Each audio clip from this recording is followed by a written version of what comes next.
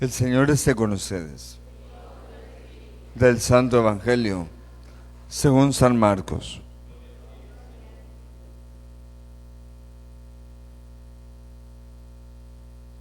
En aquel tiempo, al salir Jesús de la sinagoga, fue con Santiago y Juan a casa de Simón y Andrés. La suegra de Simón estaba en cama, con fiebre, y enseguida le avisaron a Jesús.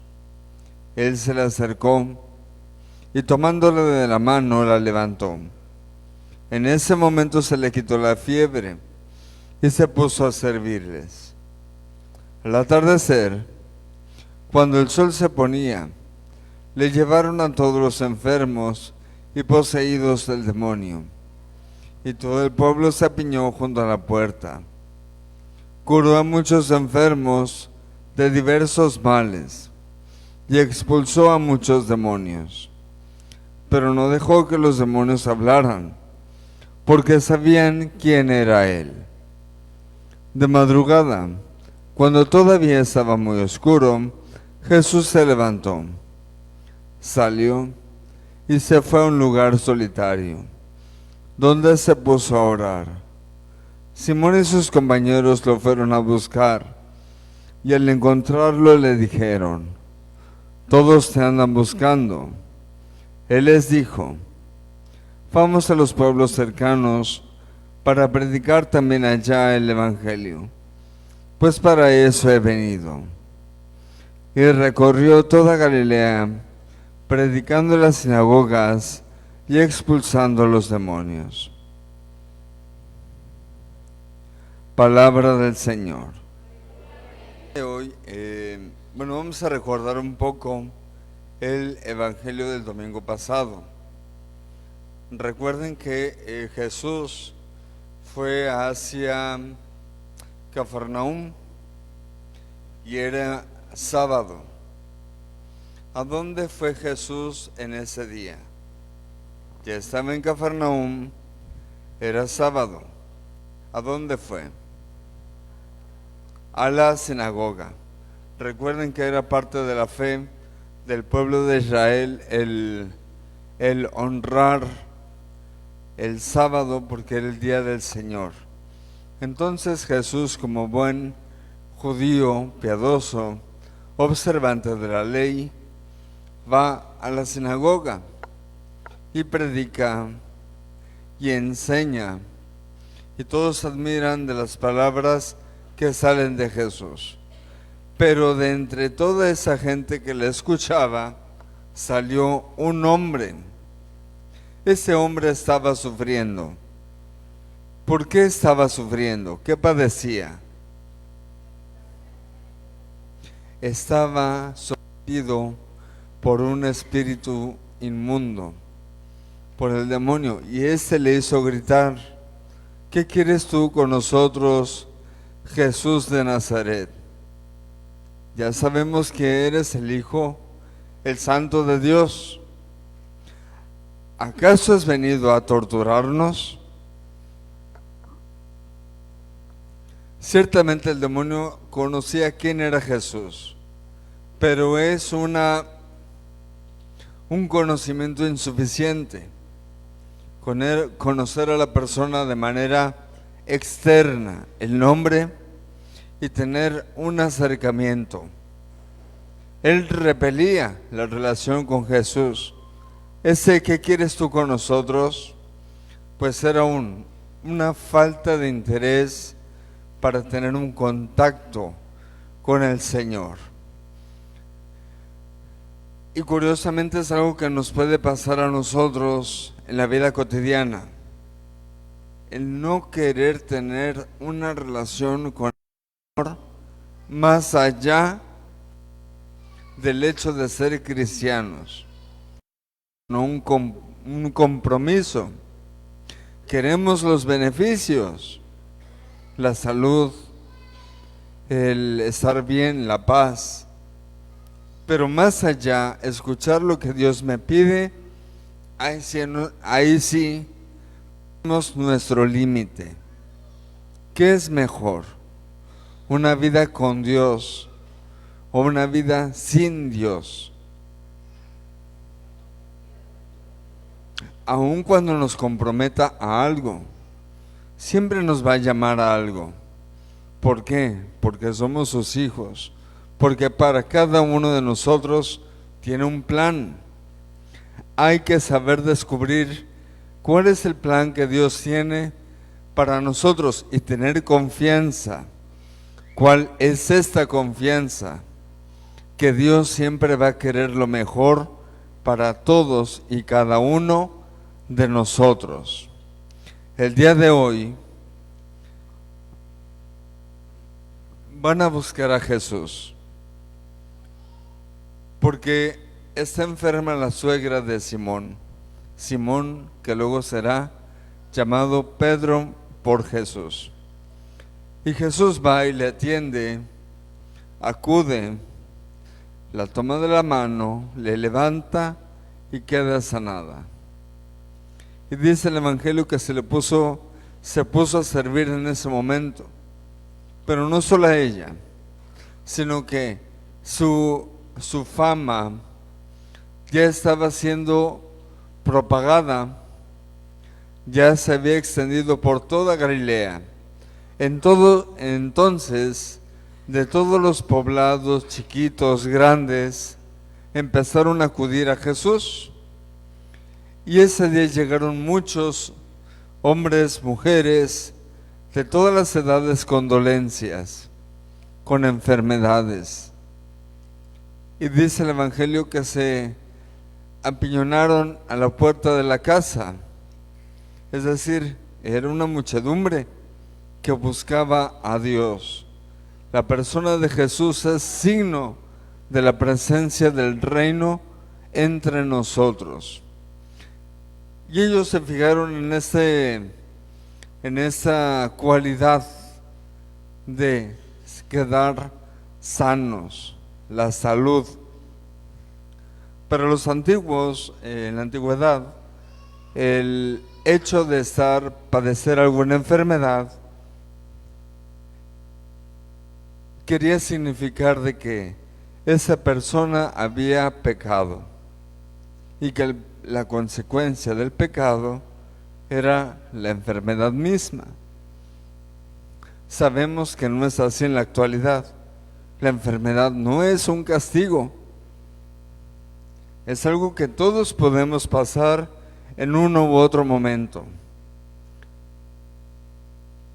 Pero repito, ¿qué será mejor? ¿Una vida con Jesús o una vida sin Él? ¿Una enfermedad con Jesús o una enfermedad apartado del renuente? Porque puede pasar y llegar al extremo de renegar de Dios. Digamos, este no es el punto del día de hoy, pero nos puede nublar la vista de la fe en cuanto a qué desea de mí en este momento el Señor. No nos podemos enfrascar en el sufrimiento, porque nos puede apartar. Podemos caer en tentaciones, en los deseos, los pensamientos, otros planes que nos separan de Dios. Eso sí constituye el pecado, cuando nos apartamos de Él, cuando permitimos a la tentación y sucumbimos a ella. Eso sí, aparta de Dios y va a tener sus efectos. El efecto primero es que separa el interior del ser humano, su voluntad. ¿Hacia dónde vas? ¿Hacia el camino que Dios al que te invita? ¿O buscas otros caminos muy aparte de Él? Pero también va a tener otros efectos, porque el pecado se disemina, se esparce, y va a tener efectos posiblemente en la familia, en la relación con los demás, en todos los ámbitos en los que nosotros nos desarrollemos, nos encontremos, pues si nosotros permitimos y no buscamos la gracia del Señor, pues puede ser que experimentamos un alejamiento. Y entonces ese alejamiento, si permitimos y consentimos quedarnos así, podemos llegar a decir: ¿qué querrá Dios de mí? Pero en el sentido negativo, no querer tener una relación con Él. Es diferente a decir y disponer nuestra vida: Señor, ¿cuál es tu voluntad? Permíteme escucharla para yo saber obedecer, para yo, con la luz que tu palabra significa, reconozca qué es lo que en mi vida me está afectando y tratar con tu gracia de enmendarlo. Eso significa toda esa multitud de enfermos que buscaron a Jesús. Saber reconocer cuál es la fuente de salud. Pero a veces la enfermedad no es física, sino espiritual, del alma. No reconocernos como hijos de Dios y necesitados de Él. Pues Jesús atendió a todos esos enfermos, les curó, pasó el día, y dice el Evangelio: acabado el día, ¿a dónde se fue Él? Se fue a un lugar solitario. ¿A qué? ¿A que ya no lo molesten? A orar,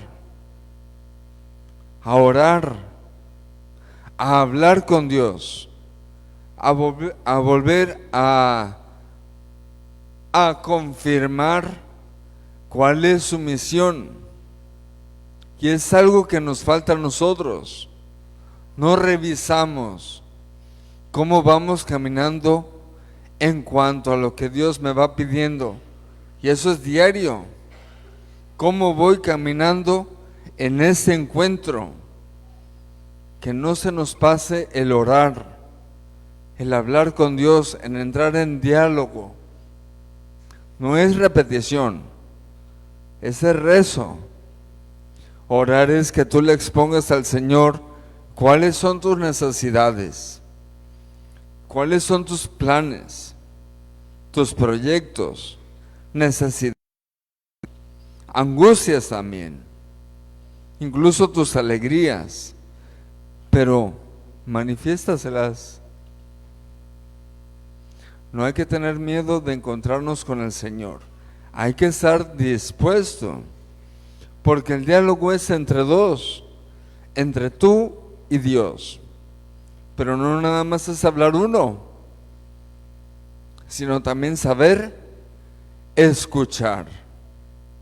¿Qué te quiere decir Dios a través de esta palabra a ti el día de hoy, para esta semana? ¿Cómo puedes aprender a caminar según su palabra?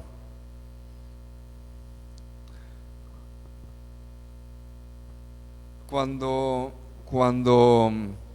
los espíritus inmundos que también expulsó ese día aparecieron, Él los calló, no permitió que revelaran quién era Él. ¿Por qué? ¿Acaso no le convenía? Ahora sí que iban a anunciar que Él era el Hijo de Dios. ¿Por qué no lo permitió? Porque todavía no había llegado el momento. Porque para nosotros aceptar a Dios, aceptar a Jesús en nuestras vidas, necesitamos prepararnos, preparar el corazón y también preparar nuestra mente. Ahora sí que limpiar, hacer espacio para que el Señor entre en nuestras vidas. Y no le toca al demonio dar testimonio de Cristo. ¿A quién le toca dar testimonio? A todos nosotros que sí creemos en Él. Por eso el demonio lo cayó, porque no le toca a Él. Él lo que iba a hacer era entorpecer el que los demás abrazaran el Evangelio. ¿Qué es el Evangelio?